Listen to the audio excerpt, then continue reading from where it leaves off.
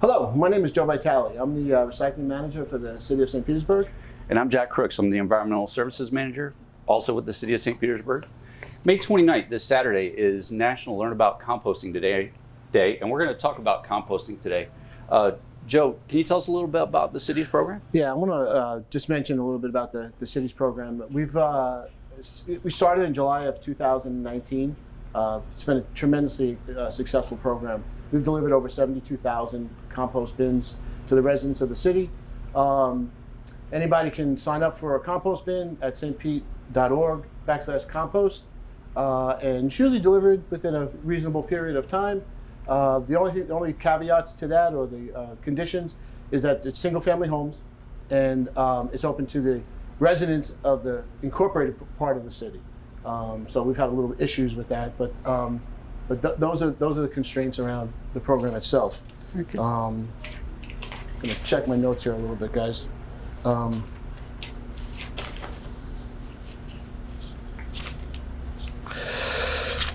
Sorry. We'll talk a little bit about the benefits of composting, and Jack is the subject matter expert here. So a lot of the questions, when I have a question, I go to Jack. So just so you know, when you're asking me a question online, Jack's answering the question for the most part. So one of the benefits of composting is, in our solid waste that we throw away, it's been studied, and 30% of what we throw away is food waste. This gives us an opportunity to recover not the energy from it, but the product, and use it for another purpose. So we're repurposing the food waste that we would throw away. It creates valuable compost to our plants and gardens. It's a tremendous nutrient for those purposes. And while it's benefiting the regenerative process of organics, it's also keeping us from using chemical materials that also benefits the earth. And the last thing I just want to mention is composting is a reduction in methane gases, and you hear a lot about methane gas and warming of the planet. So when you're composting, you actually benefit that also. And it's really the ultimate in recycling, if you think about it. It is. So it is a cornerstone of our program as we go forward. We'll talk a little bit about our road to zero waste, and that's part of it also. So Jack, let's talk a little bit about the details of the program. Siting. This is our compost unit. This is what you would get when you ordered one. I get a lot of questions about where do I place it? Well, you want to put it somewhere on level ground. You want to make sure that wherever you place it, water doesn't pool to it, because water and compost will cause the compost to smell really bad, which can be a nuisance to your neighbors. You want to put it in your backyard, preferably somewhere partial shade, partial sun, someplace that is not too far for you to take your compostables out and actually do the work of composting. Right. So you also want to make sure it's far enough from your neighbors in case you have an issue with you forgot to cover it or what have you, where you have an odor, so that you don't get in trouble with your neighbors. Okay, so obviously we place it on top of a table right now, and I know that right below us is the concrete pad. I've had a couple of people ask me questions about placing it on a pad. Is that the best place for it? No, you really want to put it on top of something natural. It's a natural process, so it's best if you put it on grass. You could even tear up the grass beneath it. It will create a natural environment for worms to. Yeah, I do get questions about worms. Yeah. How do I get worms? Where can I buy worms? So if we dig it up a little bit, that'll introduce worms to the process. Absolutely, it makes it ideal. And what do worms do in the process? They help break down all the material that's inside the composter. So all of your feedstock, they just assist in the bacteria and the microorganisms that break it all down. So they help it. And can you use anything for fishing? No, just asking. You sure can, absolutely. So what can we compost? So we talked about where we're going to place it, right? Mm-hmm. And question is, what do we compost? Well, there's what a lot do we of use things to make compost? Well, if you're looking at the overall how to make compost, you have your feedstock, which are your nitrogen sources and your carbon sources. Simplified, your greens and your browns. Your greens are going to be your nitrogen sources. That'll be like coffee, for instance. You bring your coffee filter, Put it right into the We got some composter. coffee filters there. Yeah. Yeah. I see you have some banana peels and some leftover vegetables. Yep. That's also a great nitrogen source. For carbon sources, eggshells is eggshells? also a great nitrogen source. Okay. For carbon sources, that'll be your paper, shredded paper, mulch, any type of yard waste. So Speaking of mulch, Well, I'm going to stop you for 1 second. Oh, sure. So we have shredded paper. yeah, What about full paper? no, you want to shred it. The reason being is you want the organisms to be able to nibble at the edges, and it breaks down a lot quicker. If you put that full piece of paper in there, it'll be in there months from now. So you really want to tear that up. All right, so shredded paper, not full paper. What about cardboard? Cardboard too, just shred it. So I have a cardboard box here. I have to shred that up to use it, otherwise it's not a good source. Right. Correct. That's the ideal. And just while I'm on that, just so you know, when you're doing that with your cardboard, if you can't end up using it for compost, obviously we want to put it in the recycling bin, use it for recycling. This stuff, the packing stuff, goes in the trash. Just as a reminder, okay? Sorry, Jeff. Oh, no, that's all right. I was going to say something about the mulch being a good carbon source. And as you know, the city has a great program.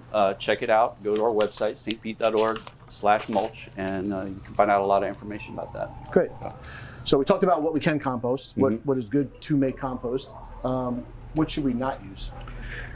Yeah, there's a lot of stuff you shouldn't compost. I think you had a barbecue and you brought in some ribs for us to eat. I did. You don't want to put These are my ribs. you don't want to put any type of meat, no bones. No meat, no bones. No dairy. Charcoal ash is another one that we get questions about, right? And that's when we kind of talked about that a couple times, and I would have thought that charcoal ash was. I know. was something we Yeah, could use. maybe a natural. I'm not sure about that. That's something that we could probably answer in the comments. Okay. Sometime later.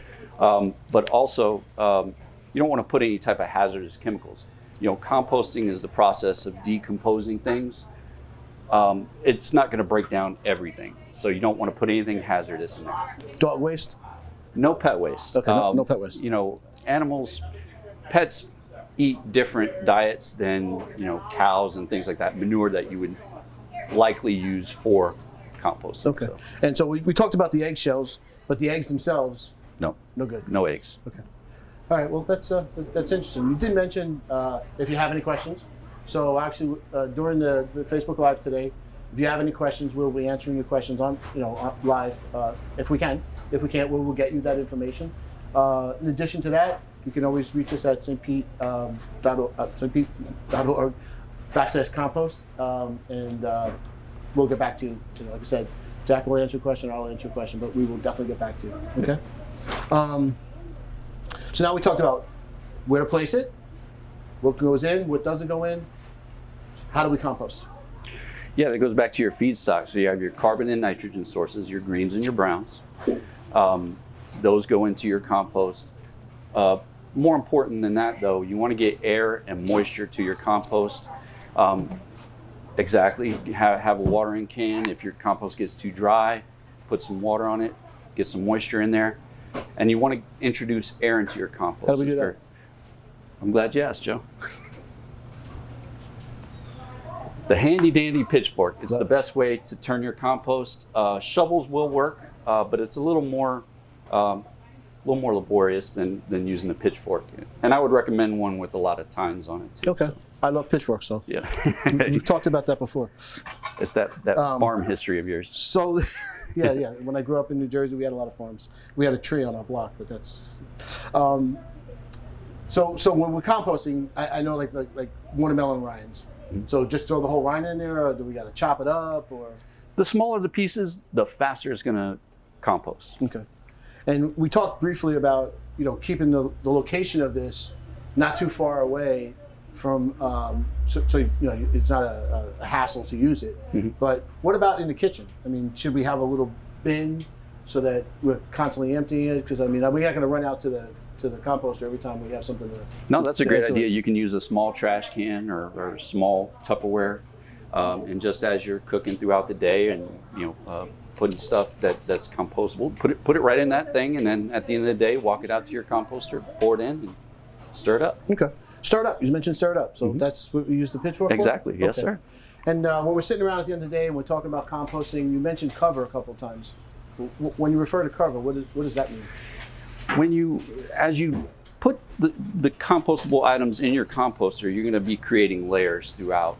And as you put those layers in, you want to put a layer of each. So you have a nitrogen source and a carbon source. The layer keeps fruit flies away, helps mitigate odors, and then you mix it all together. You put another cover layer over the top, and that helps keep everything inside the composter and odor free or odor minimum. Okay. We'll say. And then water, we introduce water as needed? Yes. Okay. How do we know when to add water and not to add water? Yeah, when you have, as you're looking at your compost pile, the best way to do it, throw the gloves out, take your hands, grab that compost, and give it a squeeze. If water comes down your hand, it's too wet. Okay. If when you pick it up, it just falls out of your hands, it's obviously too dry. Okay. When you squeeze it, it should stay firm in your hand. And then, like I said, no water running down. And is that tie into placement again? Sunlight, so heat and all those things? absolutely, because if it's in the sun, it's going to get dried out. If you have it in a location where there's a lot of rainwater, obviously, it'll be too wet. Okay. And being too wet again will cause odor issues, and you don't want to upset your neighbors. And then there's the last piece of it, which is not my favorite part, but you have to wait, right? Yeah. It takes time. Mm-hmm. Absolutely. There's no set timetable for it. It's as much as you put into it. So the more you turn it, the bigger the pile. These are all factors that play into it. Compost, you could have compost as soon as 30 days. Sometimes it could take longer. It can take a couple of months to get a finished compost. All right, and so it's not, and I know that some people think, and I would have thought initially, which I don't think anymore, but you can't just throw it in and it's just going to happen, right? Right. Okay, you have to actually work the pile. Exactly. Okay. That goes to the turning, the moisture, and monitoring it constantly. And so you talked about how what it looks like when it's ready. Mm-hmm. So I have a little bit of an example of the material. If you want to just grab a handful of that, Jack. Okay. Yeah. So here we have a finished compost, right? And so doing the squeeze test, so you see when you squeeze, there's no water coming off the hands. And for the most part, it stays in your hand and it stays formed. So that's how you know that that's a finished compost. Also, a compost should not have an ammonia-like smell or anything like that. It should smell a little earthy. So smell it. Yeah, I mean, I didn't smell anything, honestly. So Yeah, it smells nice. It smells like the earth. So that's what a finished compost should look like. Okay, great. Thanks, Jack. I appreciate that. So I'm gonna. We actually sent out a survey to the residents who have had the compost bins and asked a little bit about our recycling program. In addition to that, but so they asked us questions on a weekly basis, and so I've got some questions down. Okay. We've kind of hit on some of them already, but I'm going to ask them. Maybe you to elaborate on something. Right. Will the compost smell? That's the biggest one that I get. It can. You need to monitor it closely. If it does start to smell, add a carbon cover layer. That's your browns, so that that'll be a paper or a woody substance, mulch or anything like that. Okay. Leaves. Put leaves also. Okay. Put that over the top, and that'll kind of keep all the stuff in. Most importantly, you definitely want to make sure that you turn it to make sure that you don't have any issues with the compost itself. Okay, great. Thanks, Jack.